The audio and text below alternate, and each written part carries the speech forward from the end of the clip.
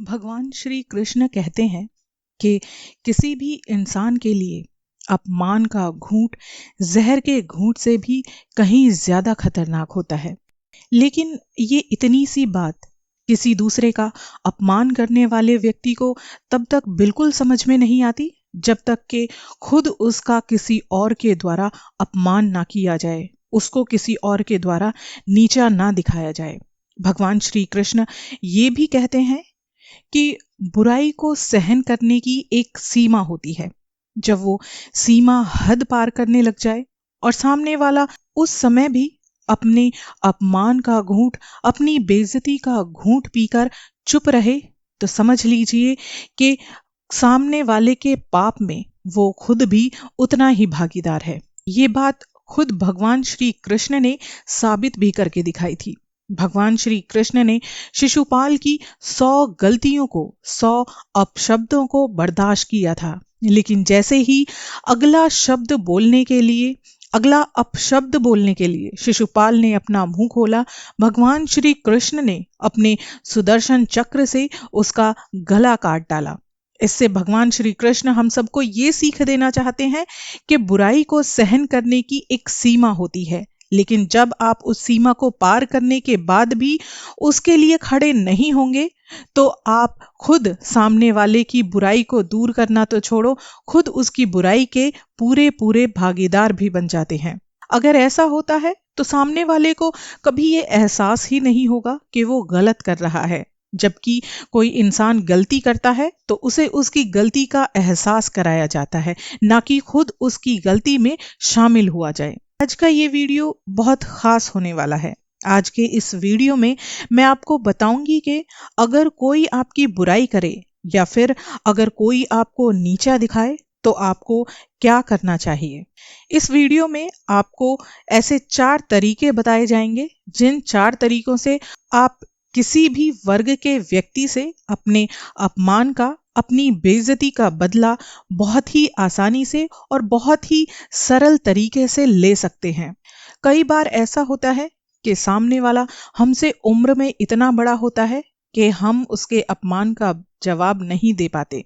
कई बार ऐसा होता है कि सामने वाला हमसे छोटा होता है, हम उस पर दया करके उसके बुरे शब्दों को बस अपने अंदर ही समेट कर रख लेते हैं, कोई जवाब नहीं देते। लेकिन आज के इस वीडियो में सभी वर्ग के लोगों को ध्यान में रखते हुए ये बताया जाएगा कि आप किन 4 तरीकों से अपनी बेइज्जती का या अपने अपमान का बदला ले सकते हैं। तो आइए स्टार्ट करते हैं वीडियो। भगवान श्री कृष्ण कहते हैं कि दुष्ट व्यक्ति जो होता है वो अपनी बड़ी से बड़ी बुराई भी नहीं देख सकता, लेकिन दूसरों की छोटी से छोटी कमी ढूंढने के लिए उसको माइक्रोस्कोप का इस्तेमाल ही क्यों ना करना पड़े, लेकिन वो करता है। पहला स्टेप, जब भी कभी कोई आपकी बुराई करे, कभी भी आपको अपना बचाव नहीं करना है। यानी कि उस कमी की या फिर उस बुराई के होने की चाहे कितनी भी जायज वजह हो, कितना भी सॉलिड रीजन क्यों ना हो, आपको बोलना नहीं है, आपको चुप रहना चाहिए। दूसरा स्टेप, सामने वाला जब आपकी बुराई करे और वो बुराई चाहे कितनी भी गलत क्यों ना हो और चाहे आप सामने वाले को पलटकर जवाब देने की पूरी क्षमता रखते हो, लेकिन आपको पलटकर जवाब नहीं देना चाहिए, चुपचाप सुनते रहना चाहिए।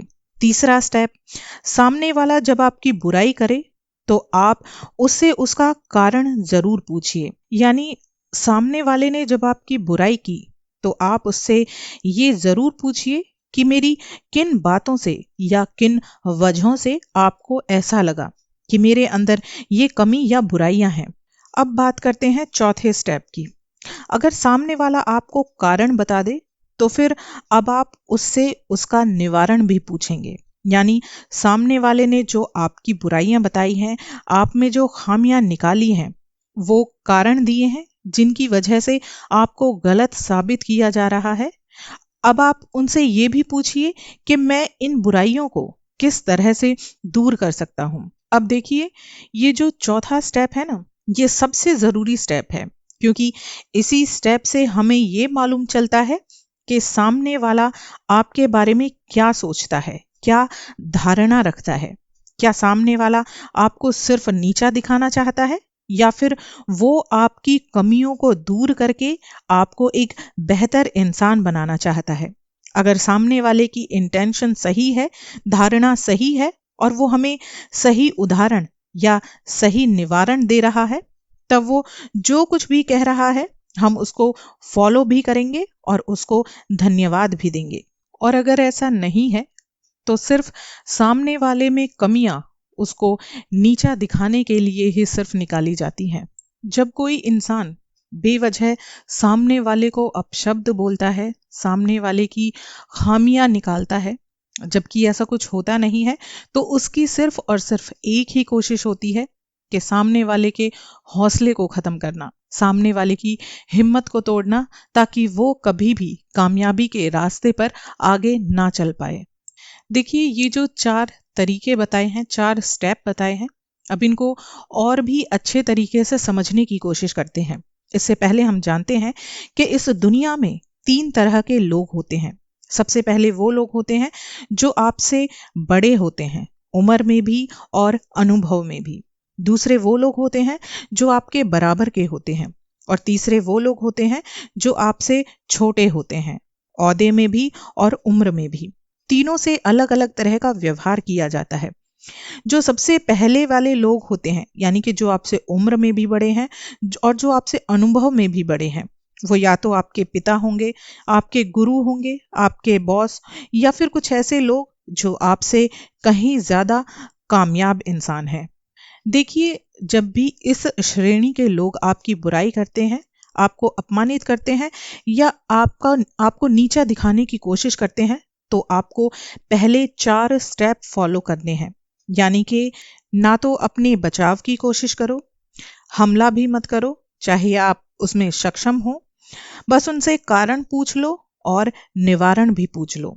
इस चीज को भी समझ लो कि इस तरह के लोगों की सबसे बड़ी खासियत ये रहती है कि ये लोग जिस बात को कहते हैं, जिस बुराई को बताते हैं, कभी कभी 8-10 साल तक या कभी कभी 15-20 साल तक वो हमें समझ में नहीं आती, पर जब उसके बाद हमें समझ में आती है तो पता चलता है कि वो बिल्कुल सटीक होती है। क्योंकि ऐसे लोगों के साथ कुछ तो दुनियादारी की समझ होती है और कुछ उनका अनुभव होता है।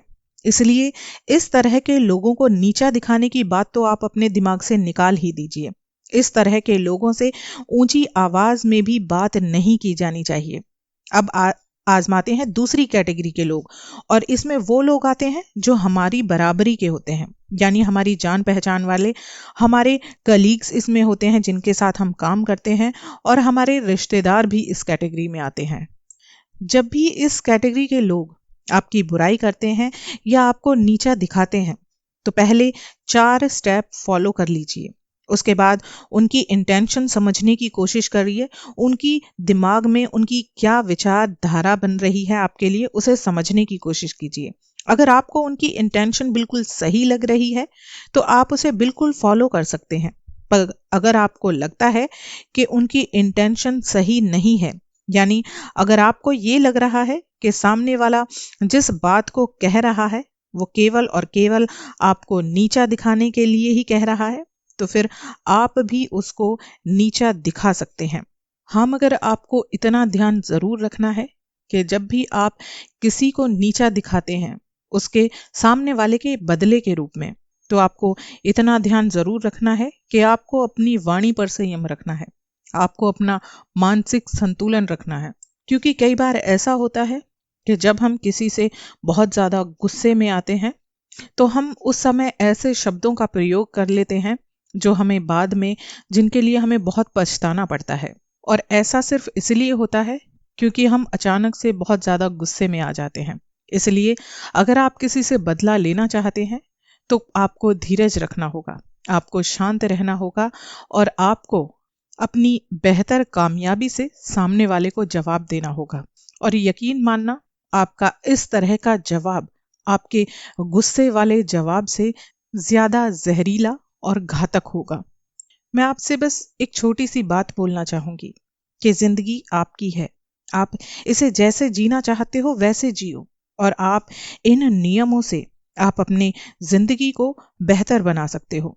अब कोई सामने वाला क्या कर रहा है, क्यों कर रहा है, उसे क्या करना चाहिए या क्या नहीं करना चाहिए, ये सब सोचना आपका काम बिल्कुल नहीं होना चाहिए।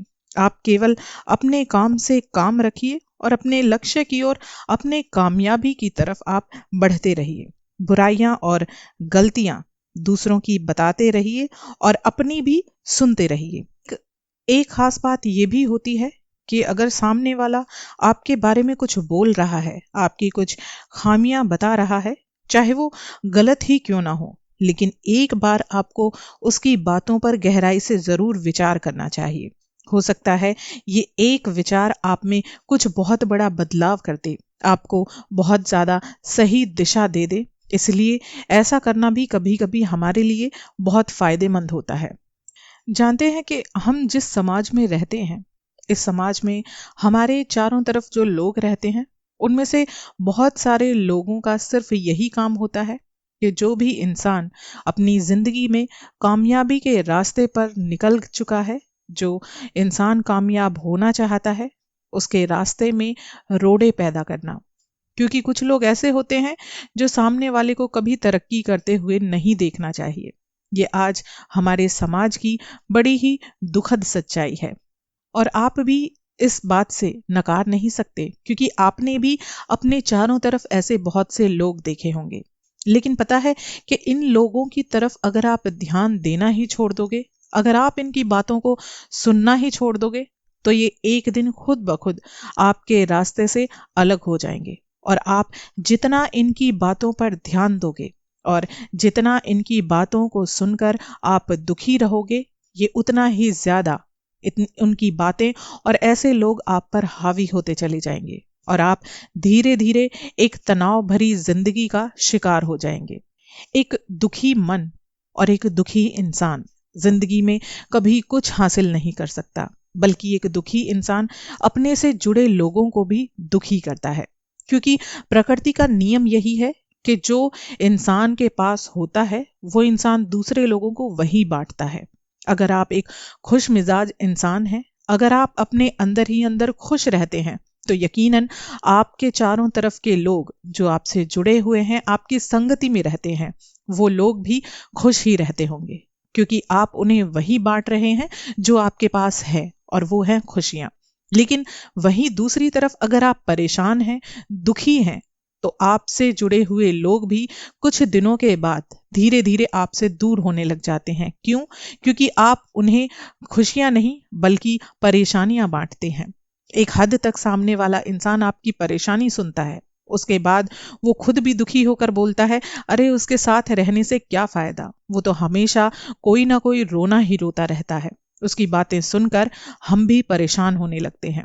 तो कोशिश करिए अपने दिल को खुश रखने की, खुश मिजाज बनकर रहिए अपनी जिंदगी में, ताकि आपके चारों तरफ के लोग जब परेशान हो, जब किसी तनाव में हो, तो आपको याद करें।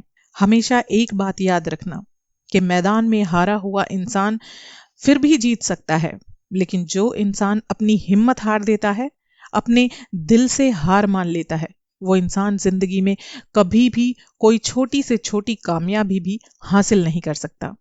जीवन में कोई भी चीज या कोई भी काम मुश्किल नहीं होता, बस कुछ कमी रह जाती है तो हमारे दृढ़ संकल्पन में, हमारे निश्चय में। जैसे मैं एक छोटा सा उदाहरण बताती हूँ।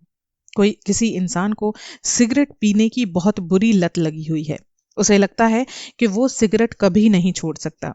लेकिन जिस दिन उसने अपने मन में ये बात बिठा ली, ये अनुभव अपने दिल को करा लिया कि जो सिगरेट ना पीने में जो सुख है, वो सिगरेट पीने के सुख से कहीं ज्यादा है, तो वो स्वाभाविक रूप से छूट जाती है। यानी कि जब तक वो अपने मन में ठान नहीं लेता, अपने मन को ये नहीं समझाएगा कि ये काम उसके लिए अच्छा है या बुरा है, तब तक वो उस चीज से कभी पीछा नहीं छुड़ा पाएगा। अगर आप अपने अंदर की कुछ बुराइयों को जानते हैं, तो अपने मन को समझाइए। मन एक दिन जरूर समझता है। आखिर मन आपका गुलाम है, ना कि आप मन के गुलाम हैं।